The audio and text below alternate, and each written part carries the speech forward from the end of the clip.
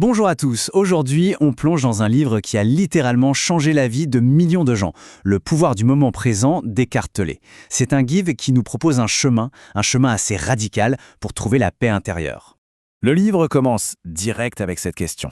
Elle a l'air simple comme ça, mais en fait, elle est assez déstabilisante. C'est le grand défi que nous lance Tolle.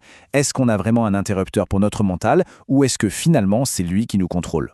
Alors pour tenter de répondre, Tolle nous dit de commencer par identifier le vrai problème. Le problème fondamental, c'est ce vacarme incessant là juste dans notre tête. Ce monologue, c'est ce que Tolle appelle le penseur compulsif. Vous savez, cette petite voix qui commente tout le temps. Elle se souvient, elle anticipe, elle juge, et en fait, elle crée un monde super complexe et plein de conflits qui n'existent que dans nos pensées. Ça nous coupe complètement de la réalité. On connaît tous cette fameuse phrase de Descartes, « Je pense, donc je suis ». Eh bien pour Tolle, c'est justement là que se trouve l'erreur fondamentale, le fait de s'identifier totalement à ses pensées. En croyant qu'on ait cette voix dans notre tête, on s'enchaîne nous-mêmes à ses caprices et à ses angoisses. Et cet état de penseur compulsif, il nous maintient dans une illusion de séparation. On se sent séparé des autres, qu'on est toujours en train de juger, séparé du monde qui nous entoure, et surtout séparé de qui on est vraiment. Résultat, un monde intérieur de problèmes et de conflits constants qui n'est que le miroir de notre esprit fragmenté. D'accord, mais comment est-ce qu'on alimente cette machine en permanence? Tolle identifie une source principale à notre angoisse, un concept qu'il appelle le temps psychologique. Cette citation, elle est incroyable, non? Elle décrit parfaitement l'état de l'humanité moderne. Cette agitation constante, elle vient du fait qu'on n'est jamais vraiment là où on est. Notre corps est ici, mais notre tête, elle, est perdue dans le passé ou en train d'anticiper le futur. On est très rarement dans le présent. Le mécanisme est assez simple en fait. Ce fameux temps psychologique, c'est-à-dire être toujours focalisé sur hier ou demain, c'est ça, la source de toute la négativité. D'un côté, on a les regrets, les ressentiments du passé qui nous enchaînent. De l'autre, l'anxiété et le stress du futur qui nous menacent. La seule issue, le seul espace de paix, il se trouve pile au milieu, dans le présent.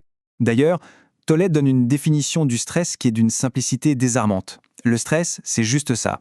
Être ici, mais vouloir être là-bas.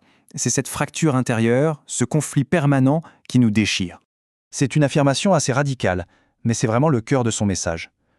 Pour Tolle, il n'y a pas 50 causes à la souffrance émotionnelle. Le malaise, la tension, l'inquiétude, c'est simple. Trop de futur et pas assez de présence. La culpabilité, les regrets, l'amertume, trop de passé et pas assez de présence. Donc si le problème c'est le bruit du mental et que la cause c'est le temps psychologique, eh bien la solution est tout aussi simple dans son principe que profonde dans ses effets. Il s'agit de redécouvrir le pouvoir de l'instant présent. Et Tolle n'est pas le premier à le dire. Cette citation d'un mystique du XIIIe siècle le disait déjà. Le temps, tel que notre mental le voit, ce n'est pas juste une horloge, c'est comme un voile qui nous cache une réalité beaucoup plus profonde, une dimension qu'on ne peut toucher qu'en sortant de ce temps mental. C'est un fait tellement évident qu'on passe notre temps à l'oublier. Le passé, ce n'est qu'un souvenir dans notre tête. Le futur, ce n'est qu'une projection.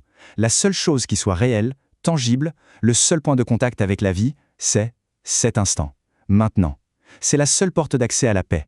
Tolle aime beaucoup cette définition parce qu'elle démystifie complètement le concept d'éveil. Il ne s'agit pas de devenir un être surhumain ou d'avoir des expériences extraordinaires. Non, c'est simplement la fin de la souffrance qu'on s'inflige soi-même avec le mental. C'est un retour à un état naturel qui était simplement caché par tout ce bruit. Notre société nous pousse sans cesse à chercher notre salut dans le futur. Quand j'aurai une nouvelle relation, quand j'aurai un meilleur travail, quand j'aurai plus d'argent. Mais selon Tolle, cette quête est sans fin.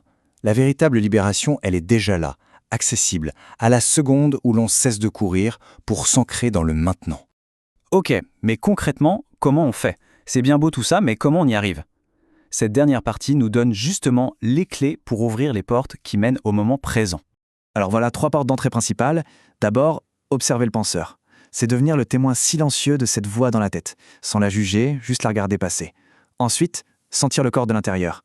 Porter son attention sur l'énergie qui nous anime, pour s'ancrer dans le physique. Et enfin, et c'est souvent le plus difficile, accepter ce qui est, lâcher prise et arrêter la guerre intérieure contre la réalité.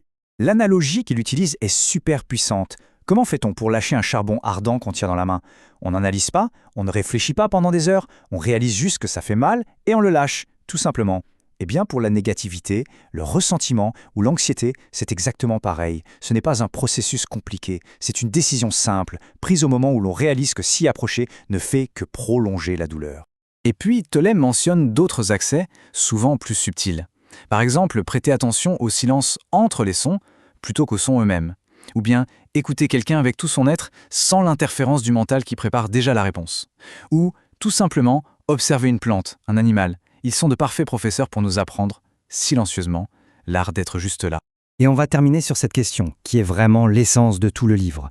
Cet enseignement nous met au défi de considérer une chose. Et si la libération n'était pas un but lointain? Et si c'était une possibilité toujours présente, à un seul pas de nous, celui qui nous ramène dans l'instant?